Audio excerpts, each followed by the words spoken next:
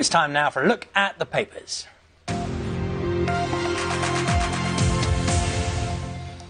Digital marketing technology expert Dan Sodergren is here to tell us what's caught his eye. Morning to you, Dan. Morning. Morning. We're going to have a look through some of the front pages first. Yeah, let's bring you up to date. The Times is taking a look at the EU warning Theresa May over Donald Trump.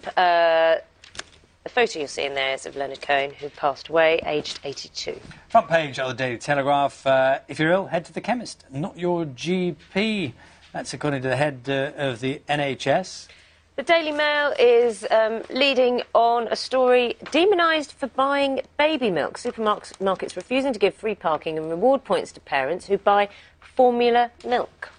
And on the front page of the Guardian newspaper, the main story there about, of course, the election of Donald Trump. So, Dan, where are you starting us?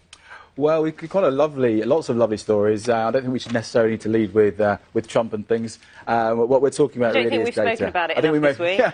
Well, my daughter was worried I was going to say Trump on national telly because it's a very rude word. So I promised I wouldn't. Of course, yeah.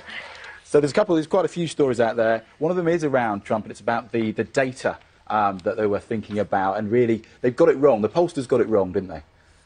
They predicted that this wouldn't happen, but actually emotion's massively important. So, very famous technologist called Nate Silver, and all the Hillary camp just presumed they were going to win it based on the data and the algorithms, but actually they got it completely wrong. Haven't we almost got to the point now where you don't believe exit polls, you don't believe polls, in the run-up to an election, because we've all been shocked by we've got it wrong several times, and I think some of the algorithms got it very wrong this time, so does some of the AI as well. So, yeah, I think now we might have to start looking at the emotions and really getting to know people a bit more. Where does that leave technology? Because I know that's very much your thing, isn't it? So does it mean we have to sort of set it to one side? Because you can't analyse emotion, can you? Well, you can analyse an emotion, and I think the technology is going to get better and better, and AI will get better. But I think really it's where the data comes from. The right people. Exactly. It's where the data came from, not necessarily the algorithms that were the problem. So it's where they got the polls information from. Okay. We can pick up another story. This is similarly related. Facebook in a storm over fake stories, and this again related to the presidential election as well. Yeah, what was happening here? Because there has been a backlash by Mark Zuckerberg, who's rejected this idea. The thing is that the more and more people, you get a kind of a filter bubble, as it's called, and so you get stories that become bigger and bigger stories, but they might actually be based on very much fact. That's also to do with the algorithms that Facebook runs. So more and more people post it and more people like it, the bigger the story becomes. You mean it's a technological version of Chinese whispers? It's exactly that, yeah. And they call it the echo chamber, or a filter bubble. Filter bubble means that we all presumed, because people are like us and we like them, that the world's like, the way it looks on Facebook. Of course, Brexit and Trump most probably shows a lot of people that actually they weren't completely correct about this. So what's the accusation here, then? The accusation's really about their algorithm, and did they start suppressing some of the more Trump-led stories? And also, does their algorithm, by continually making this Chinese whisper become bigger and bigger, does that actually create a problem? Can I be the one at this point to say, do you want to just explain the word algorithm, which you've used a lot? My apologies, of course, yeah. So no, I don't want to sound stupid, but at the same time, you've used that phrase quite a lot. Yeah. What do you mean? So an algorithm, proving how stupid I am as well, is really to do with maths.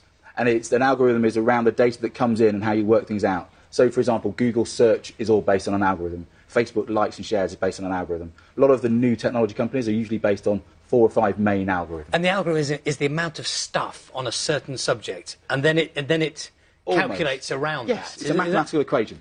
But by making that mathematical equation, you can actually create a problem. So if you think about it, if you're searching for something in Google, you're not necessarily finding the best thing. You're just finding the best thing that Google thinks, based on that algorithm, which is a math based on the data it's examined and what the numbers. Other people have done before. So it's not reality and it's not truth. Yes. What does something like this then, if you start doubting the algorithm, the basic maths, not basic, but the maths behind technology, and then Facebook is being called a marketplace for conservatism. What happens? Mark Zuckerberg should be worried, shouldn't he? It's a reputation of Facebook which is under threat here. Well, Mark Zuckerberg and other people should be worried about their algorithms, and they should be taking the responsibility a bit more, really. Technology has a huge responsibility. We're going to be shaping the world of the future based on the technology we choose. In fact, actually, technology, I think, has got more power to shape the world than politicians have. Well, it's good that we're challenging it, though, isn't it, now? Well, that's our democratic right. I think the curious thing here, we're going to get stuck on this subject now, but it's kind of fascinating. It's interesting, isn't it? Because if individuals, if the person who's in charge of the algorithm, of setting it, starts altering it, what power do they have?